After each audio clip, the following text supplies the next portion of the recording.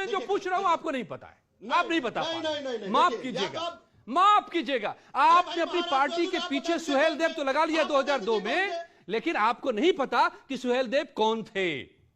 तो पढ़िए उनके बारे में, पहले उनके आदर्शों को पहले पढ़िए, जानिए। राजभर थे, सुहेल देव राजभर थे। अरे राजभर शब्द तब आया ही नहीं था, राजभर शब्द का कोई अता पता नहीं था उस वक्त। 1100 1050 क्या बात कर रहे हैं, आपको पता ही नहीं है, तथ्यों की जानकारी नहीं है।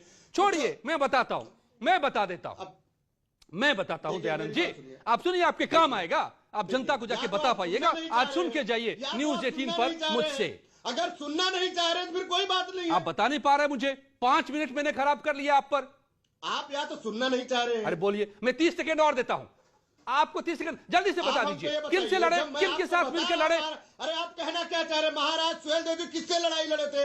जो आक्रांता था, जो व्यभिचारी था, लुटेरा था, महाराज सुहेल देव राजभर जी।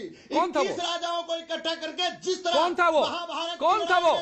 महाभारत की लड़ाई में, पांडवकारों की लड़ाई में 21 राजाओं को इकट्ठा करके महाभारत की लड़ाई हुई थी। उसी तरह महाराज सुहेल देव जी के ऊपर जब आक्रमण हुआ था, आप अभी तक नाम नहीं जान पा रहे, नहीं बता पा रहे, नहीं बता पा रहे। छोड़िए छोड़िए छोड़िए छोड़िए छोड़िए, ओके ओके ओके, नहीं बता पा रहे आप साहब।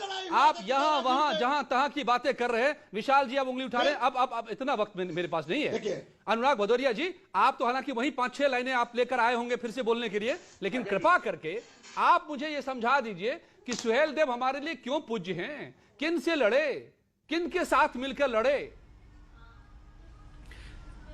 अच्छा, अब मैं बोलूं जी, आप चुप रहेंगे, मुझे पूरा विश्वास है।